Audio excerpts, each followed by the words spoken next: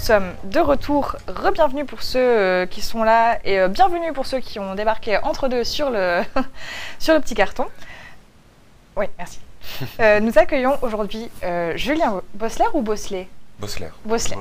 Merci d'avoir accepté notre invitation. On est ravis de t'avoir avec nous ce soir. Et alors, pour vous présenter, Julien, du coup, il est journaliste au soir au service économie.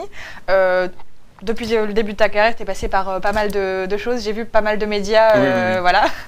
Et depuis 2013, tu travailles au soir. Oui. C'est ça. Et tu es chargé de suivre du coup l'actualité de la consommation et du commerce. C'est ça, exactement.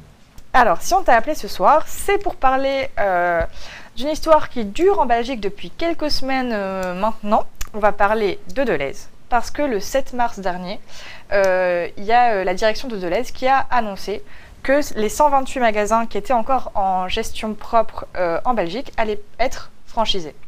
À partir de là, il y a eu un gros soulèvement de la part des syndicats et des travailleurs, des magasins fermés qui ont réouvert depuis, des piquets de grève, enfin bref.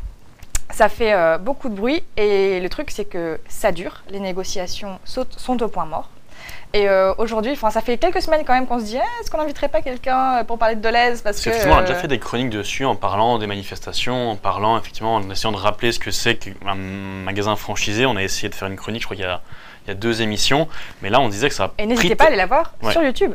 Mais là ça a pris tellement d'ampleur qu'on s'est dit il faut vraiment qu'on parle de ça en profondeur. Et c'est qu'on pour fasse ça un on est point, très content que tu sois là avec nous ce soir. Alors du coup, pour commencer, pour un peu saisir le contexte, est-ce qu'on pourrait rappeler d'où part Delhaize et pourquoi on en est là aujourd'hui? Parce que de base, Delhaize, c'est quand même une entreprise familiale. Oui, c'est une entreprise familiale qui existe depuis plus de 150 ans. Au départ, ce sont vraiment des épiciers qui se sont développés, de plus en plus développés, jusqu'à introduire en fait le modèle du supermarché en libre-service en Belgique dans les années 50, dans cette commune-ci à Ixelles. Et donc cette histoire familiale, elle s'est tellement développée qu'elle s'est internationalisée d'abord au niveau européen et puis au niveau international, enfin au niveau transcontinental, puisque Delhaize est partie aux États-Unis, sur la côte Est. Et en fait, au fil du temps, l'actionnariat familial s'est dilué. Voilà. Avec les héritiers qui arrivaient au fur et à mesure aussi. Absolument, et puis aussi l'arrivée de gens qui n'avaient rien à voir avec la famille, avec l'esprit de bas. Il y a des investisseurs qui sont arrivés, puisque on parle vraiment d'un géant qui a été croqué le marché américain, qui d'ailleurs n'a pas réussi à complètement retomber sur ses pattes d'ailleurs au niveau américain. Bref, il y a eu donc dilution de l'actionnariat et aussi dilution de l'esprit originel en fait de cette enseigne. Donc ce côté familial, au fil du temps, il s'est perdu. Mais tu disais en préparant l'interview qu'ils essayent quand même de capitaliser toujours sur ce côté petit épicier. Bien sûr, ça fait toujours partie de leur... Donc même maintenant, ils essayent encore de se donner cette image d'une petite entreprise. Oui. Et là, avec ce qui se passe, ça va être plus difficile pour eux de... Oui, donc il y a effectivement le marketing et soyons de bon compte, donc il n'y a pas que Delhaize qui joue sur le côté sympathique, local, belge, alors qu'en fait l'entreprise ne l'est plus. En fait, en 2016, il y a eu fusion avec Ahold aux Pays-Bas. Plus d'un observateur d'ailleurs ne parle pas de fusion, mais plutôt d'absorption de Delhaize par Ahold, pour créer ce géant dont le centre de décision s'est délocalisé aux Pays-Bas. Et c'est de là que tout est parti. Enfin, je veux dire, ce mouvement de fusion, il résulte, de franchisation, il résulte de la fusion finalement. Alors oui, bon, en fait ce qui se passe, c'est que Delhaize est devenu un tout petit, Delhaize Belgique est devenu un tout petit machin au sein d'Ahold Delhaize, c'est moins de 5% du chiffre d'affaires. Les supermarchés intégrés, c'est 45% de ces 5%. Et bon, à un moment, il y a des comptes qui se font par pays. Et donc, Ahold Delhaize a estimé qu'en Belgique, il y avait un retard en termes de rentabilité par rapport aux autres pays. Donc la Belgique ne rapportait pas assez. Et donc clairement, voilà, il y a eu des red flags pour la direction en Belgique. Il fallait absolument renouer avec une rentabilité plus appuyée. Et la réponse de la direction belge, c'était effectivement de procéder à cette cession des supermarchés intégrés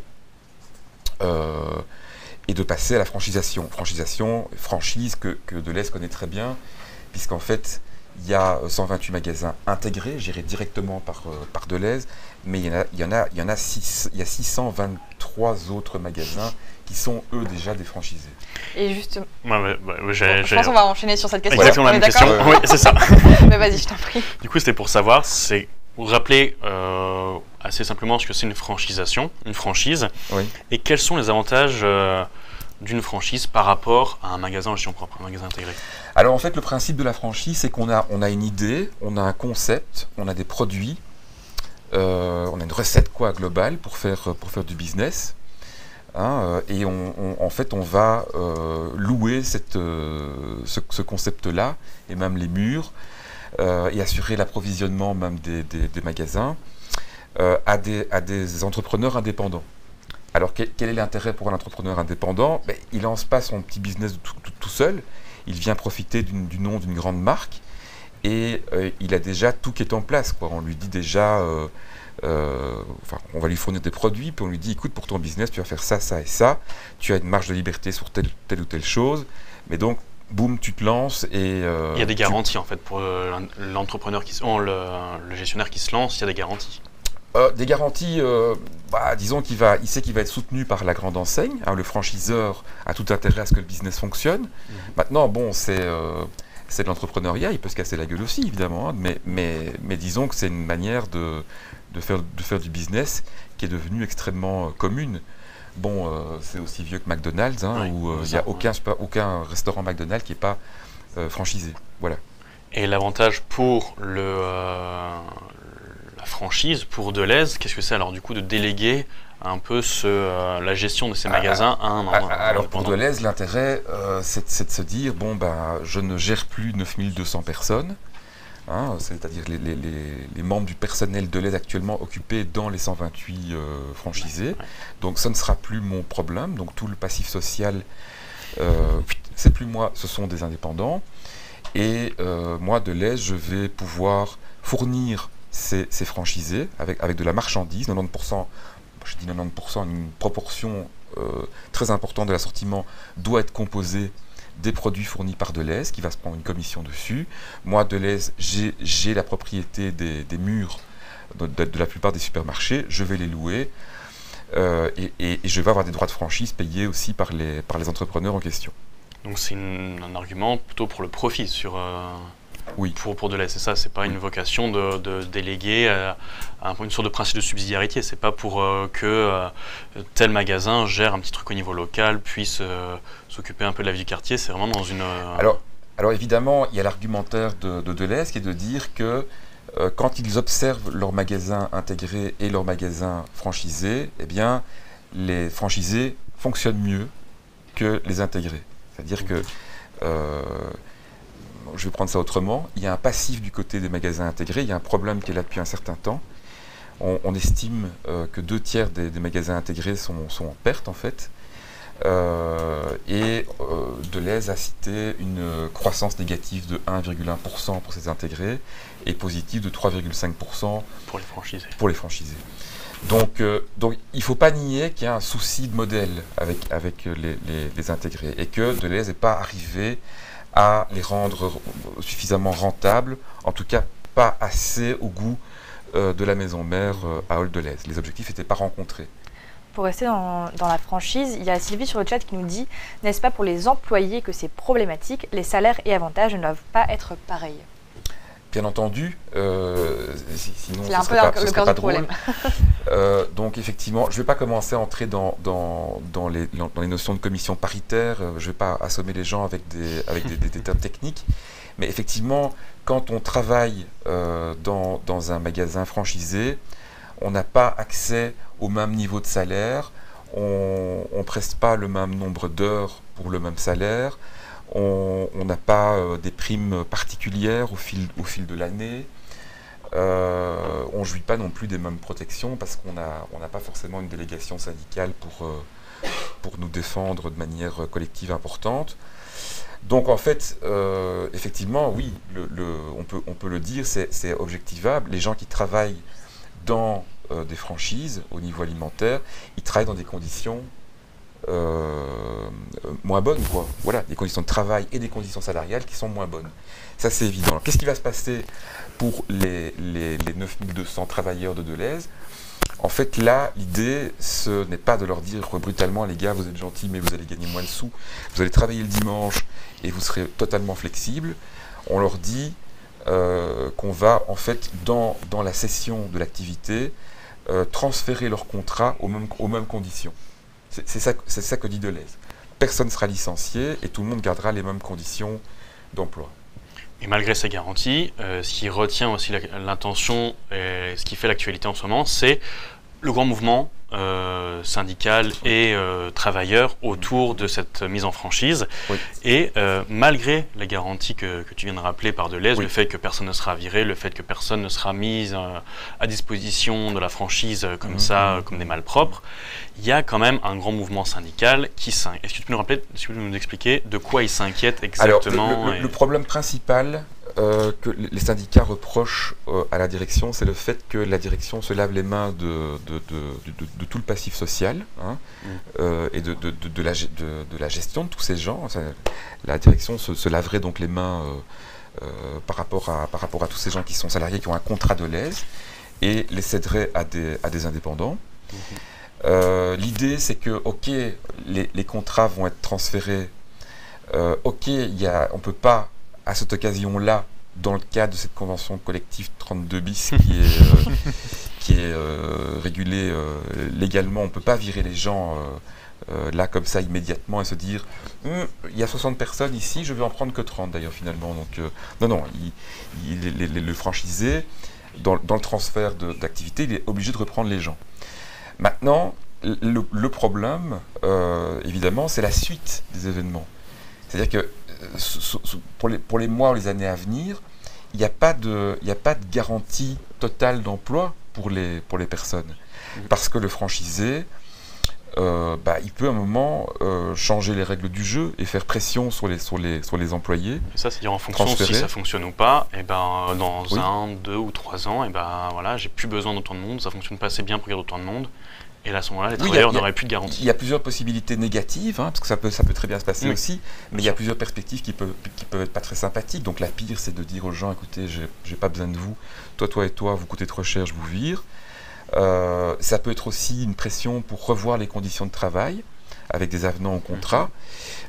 Puis bon, il y a aussi un truc qu'on n'évoque pas, mais c'est qu'un franchisé, c'est un indépendant, c'est un entrepreneur qui est tout seul, il peut faire faillite aussi. Oui. C'est absolument pas de l'intérêt de Delhaize qui va tout faire, évidemment, pour que les indépendants là réussissent, hein, oui. Ces entrepreneurs réussissent dans leurs projets, mais c'est pas impensable qu'il y ait des faillites, quoi. Voilà. Et puis, ce qui inquiète aussi beaucoup les syndicats, c'est le fait que contre tous les risques que tu viens un peu de lister, le fait que les magasins sont mis en franchise, ça veut dire qu'il y aura potentiellement moins de protection syndicale. Exactement. Tu vas nous rappeler la règle, mais... Exactement. Donc actuellement, on a 9200 personnes. En fait, c'est plus parce que je ne compte pas le siège où il y a 1400 personnes, je ne compte pas la logistique où il y a plus de 2000 personnes. Mais donc, les syndicats, actuellement, ils font une défense collective avec une base extrêmement large. Demain, c'est déjà plus acquis qu'il y ait des délégations syndicales dans ces magasins franchisés, parce qu'en fait une délégation syndicale n'est pas obligatoire légalement en dessous de 49 personnes. Donc il faudrait qu'il y ait un franchisé jusqu'à 49, il n'y a pas de délégation syndicale. Il faudrait déjà qu'un magasin ait au-delà de 59 salariés, on ne compte pas les students dedans. À partir de 50. À partir de 50, là il pourrait y avoir une délégation syndicale. Voilà. Et c'est rare, je suppose, chez les franchisés. C'est tellement rare que je crois que ça n'existe pas vraiment. En fait. Ok. Et donc, pardon. Et donc, c'est d'autant plus rare que bien souvent, on voit que les franchisés s'organisent pour fractionner leurs activités de façon à ce qu'il n'y ait pas effectivement de représentation syndicale. Et est-ce qu'on voit plus, par exemple, de students dans les franchisés que dans les magasins intégrés ou pas forcément Alors, Oui, bien entendu. Donc c'est intéressant parce qu'en fait, dans la convention collective de travail, dans les accords en fait, que les syndicats ont passés avec la direction, actuellement, dans le modèle actuel, l'idée c'est qu'on ne dépasse pas 12,5% des gens, d'employés qui ont des contrats dits précaires, dont notamment des étudiants, des intérimaires. Mais évidemment, dans la franchise, on n'est pas du tout tenu à ce type d'accord-là, parce que déjà, on ne négocie pas trop avec des syndicats. Et le recours aux étudiants, il est massif. Donc, aller dans un Proxy Deleuze, dans un Carrefour Express, vous voyez bien qu'il y a énormément d'étudiants, quoi. Ne fût-ce que pour assurer des tranches horaires ou des jours comme les ouvertures du dimanche, il y a en fait vraiment beaucoup plus d'étudiants que dans des magasins dits intégrés. Ce qui m'a marqué, ce que j'ai appris et que tu nous as rappelé tout à l'heure quand on s'est appelé pour préparer l'interview, c'est que tout ce qui est Shop & Go, Proxy, etc., c'est d'office franchisé. C'est ça. Shop & Go, Proxy, AD Deleuze, ce sont des enseignes franchisées, c'est 623, enfin bon, je m'y perds. Plus de 600, voilà. 600 magasins qui sont effectivement tenus par des franchisés. Attention, ça se passe bien aussi, hein, c'est pas l'enfer, donc il ne faut pas non plus caricaturer la franchise en disant que les gens vont souffrir et que c'est la fin. Faut aussi se dire, et ça c'est aussi un contre-argument par rapport à la défense, à la réaction syndicale, c'est de dire qu'il y aurait peut-être eu un plan de licenciement des gens, une procédure Renault pour évacuer des centaines, des milliers de travailleurs, fermer des magasins. Donc c'est une manière de faire survivre l'enseigne, quoi. Voilà. Et on connaît des franchisés chez qui ça se passe très très bien, où il n'y a pas de délégation syndicale, mais le patron est sympa et règle les choses en bon gestionnaire. On connaît aussi des franchisés où ça se passe de manière absolument épouvantable. Et où on a même vu des cas où il y a même des gens qui ne sont pas déclarés, quoi. Voilà. C'est ce que tu nous rappelais avec l'exemple de l'AD Deleuze en SPAC, qui était effectivement fermé un moment parce que, oui, l'inspection sociale a découvert qu'il y avait des gens qui étaient illégaux, enfin qui travaillaient en noir, quoi. Et tu parlais à l'instant de la procédure Renault, donc qui est quelque chose qui est quand même très important et qui inquiète aussi beaucoup les syndicats qui sont énervés un peu puisque ils accusent Deleuze de vouloir contourner cette procédure Renault. Est-ce que tu peux nous dire un mot qu'est-ce que c'est et comment, selon les syndicats, Deleuze contourne cette procédure? Alors, il y a un truc qui est assez clair concernant le siège. Donc au siège, en fait, il y a 1400 personnes. Et Deleuze projette en fait de supprimer 247 postes de personnes qui ont des contrats à durée indéterminée, plus 33 de personnes qui sont intérimaires ou qui ont des CDD, enfin bon bref. Et donc là, on dépasse 10% du personnel, donc on est dans les critères d'application de la loi Renault, et donc les syndicats disent il faut procéder à un plan de licenciement collectif, avec toutes les règles que ça suppose. Donc tout ça est ultra cadré, et donc Deleuze répond non, parce qu'en fait, on ne veut pas nous virer des gens, on veut supprimer des postes, et on les supprimera au fil de la franchisation, qui va prendre plusieurs mois, plusieurs années. Donc nous, on ne veut pas se séparer de 250 personnes comme ça, de manière sèche, boum, voilà. Donc ce sera graduel, donc ça n'entre pas dans ce contexte-là. Sur la procédure Renault, on rappelle, c'est à partir du moment où on supprime, alors je crois que je me mélange un peu, je crois à partir du moment où on supprime 60 employés tous les 30 jours, oui, c'est ça, voilà. Il y a des critères, chiffrés. Temps qui se passe à ce moment-là. Et en fait, ce que disent les syndicats, donc là on parle du siège, et concernant les magasins intégrés, les syndicats disent, ok, soit vous renoncez à ce plan de franchise, hein, c'est la revendication première des syndicats, ou à défaut, vous lancez une procédure Renault pour le personnel. Et c'est ça, et c'est 30 personnes dans un délai de 60 jours. Voilà. Et donc là, l'idée, c'est, avec une procédure Renault, c'est de permettre aux gens, parmi ces 9200 personnes qui ne veulent pas passer entre les mains de patrons indépendants, mais c'est leur permettre en fait de partir et d'avoir une indemnité de licenciement. C'est pour éviter cette indemnité que Deleuze sûrement essaye de dire qu'ils ne vont pas virer ces gens, mais qu'ils vont les répartir dans les Voilà, Deleuze répond, dans les franchises. Nous on n'a pas besoin de virer des gens, les 9200 personnes sont indispensables. Puisqu'on va les répartir et qu'on a besoin d'eux dans nos magasins franchisés. Voilà, les franchisés auront besoin de ce personnel. Effectivement, là aussi, c'est pas parce qu'on passe en franchise que brutalement on n'a plus besoin d'autant de monde. Hein. La question, c'est de savoir si on a besoin de ces gens-là, précisément. Et puis si les gens-là vont faire les mêmes tâches qu'avant, aux mêmes conditions, etc. Voilà. Je me souviens dans un podcast justement du soir qui était allé voir les travailleurs en disant que certains s'inquiétaient beaucoup des conditions de travail, pas forcément de savoir s'ils allaient avoir un poste ou non, mais il y en a qui s'accrochaient, qui avaient parfois passé des carrières complètes chez Deleuze et qui s'inquiétaient d'un coup de voir passer de la caisse à l'étalage, etc. Oui. Est-ce que ça, il y a des risques que ça se produise comme ça pour ces travailleurs?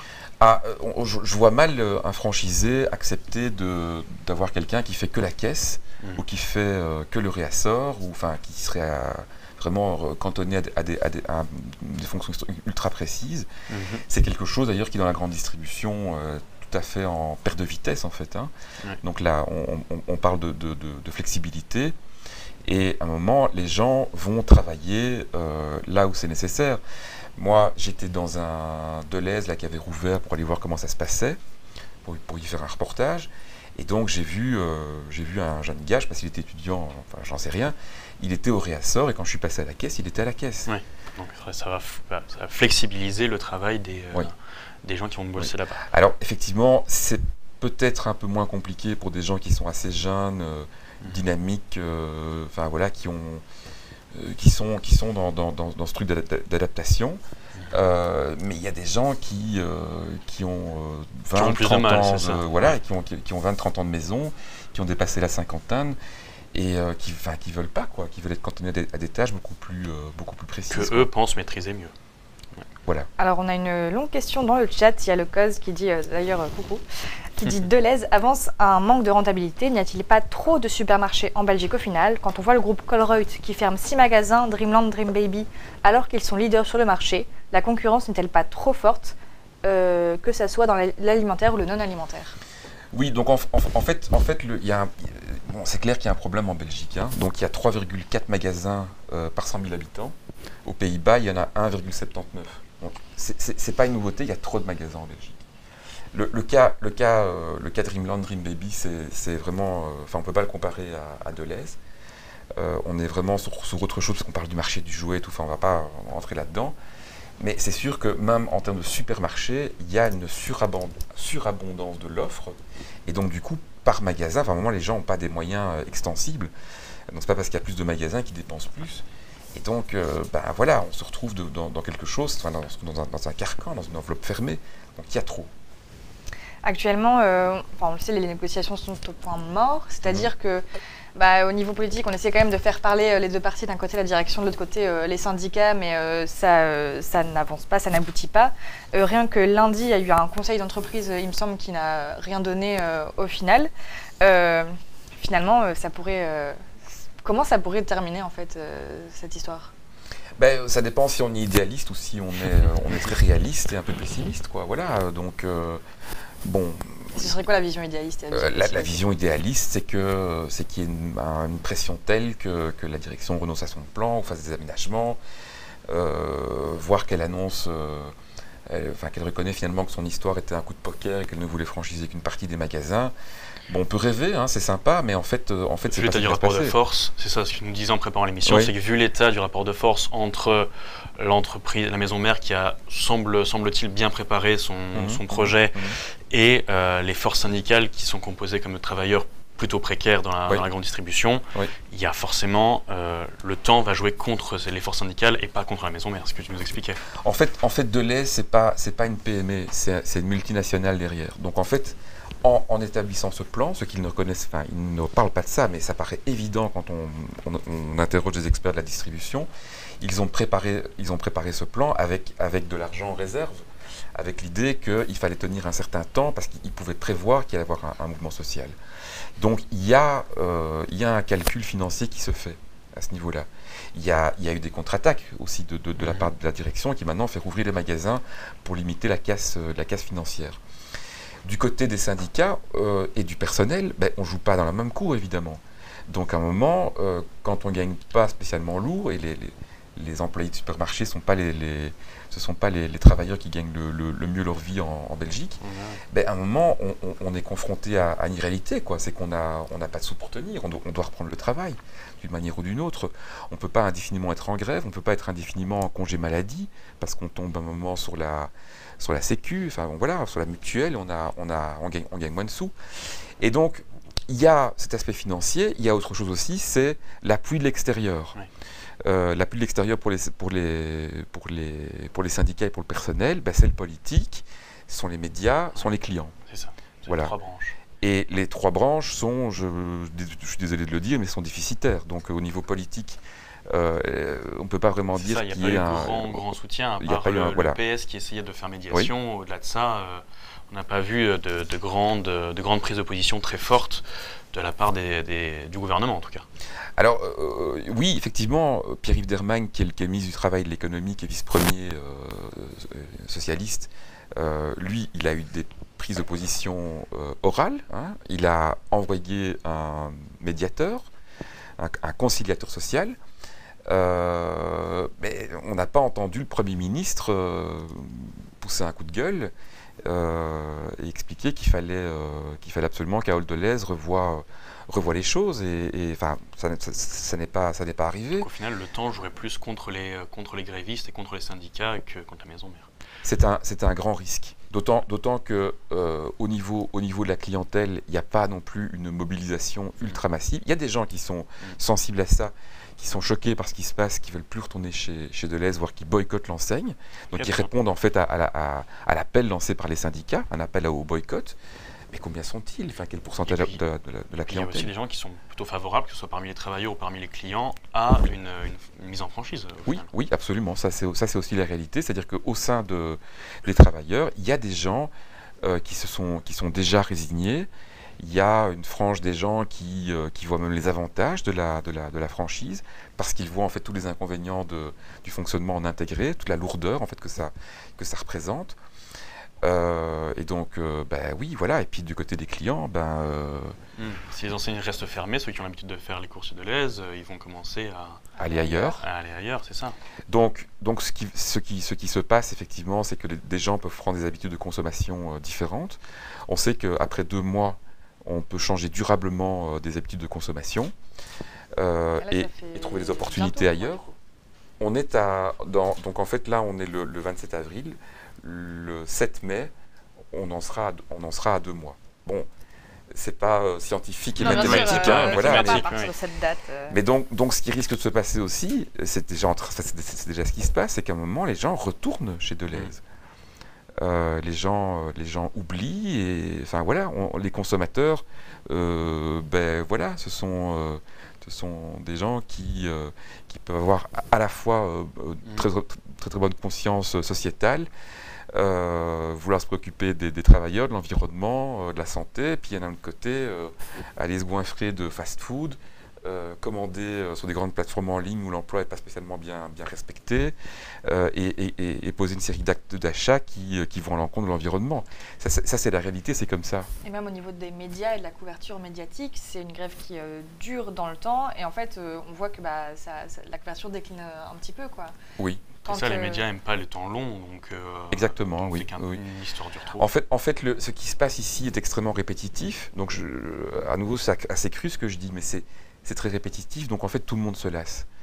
Les lecteurs, mais avant le lecteur, les journalistes, la presse. Aujourd'hui, il y avait encore un blocage du centre de distribution à Zélic. Voilà, c'est plus relayé ce truc-là.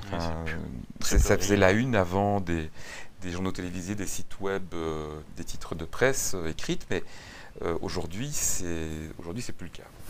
Bon, non. On n'a pas le temps d'une petite dernière question? Une toute petite dernière question. Parce que là, je suis pile poil dans les temps, en fait. Voilà. On va juste prendre 2-3 minutes. C'est pour toi qui as l'habitude de couvrir depuis 6 ans les affaires de consommation. Tu nous expliquais aussi que il n'y avait rien de neuf dans ce qui se passait là, le combat syndical en grande entreprise avec Delhaize. Et tu nous parlais en fait que cet exemple-là, il transpire des grands choix de société. C'est-à-dire que derrière le cas Delhaize, il y a aussi le droit du travail, nos habitudes de consommation, etc. C'est un peu... Oui, alors bon, il faut quand même dire que ce mouvement de franchisation, ce plan, c'est un choc. Hein. Je dis, il n'y a personne qui peut dire que c'était prévisible, super. C'est quand même un truc inédit, quoi. Hein.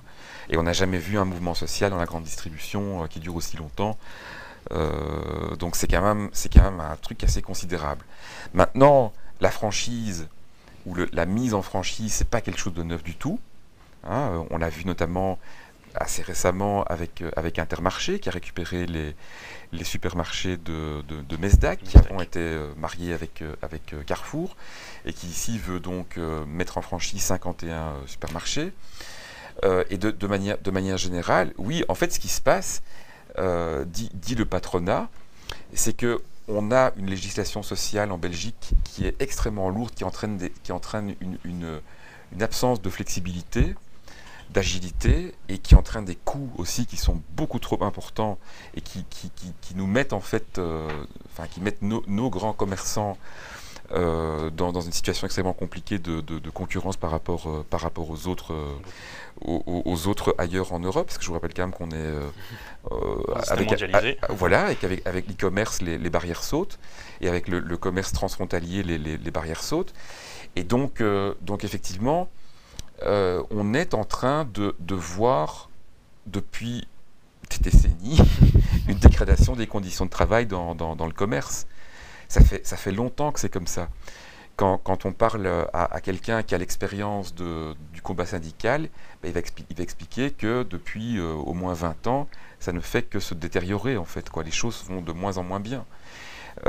Et donc, le truc aussi, c'est tout le comportement paradoxal du consommateur qui est là derrière. Le consommateur, il veut tout en fait, et il veut des choses incompatibles. Il veut payer sans cesse moins cher, mais il veut de la meilleure qualité. Il veut pouvoir aller faire ses courses n'importe quand, en ligne ou même en physique. Il veut aller pouvoir faire des courses le dimanche. Tout en protégeant le droit des travailleurs. Mais en même temps, il ne va jamais dire qu'il veut du mal à la pauvre madame ou pauvre monsieur qui connaît depuis des années et qui travaille dans son supermarché.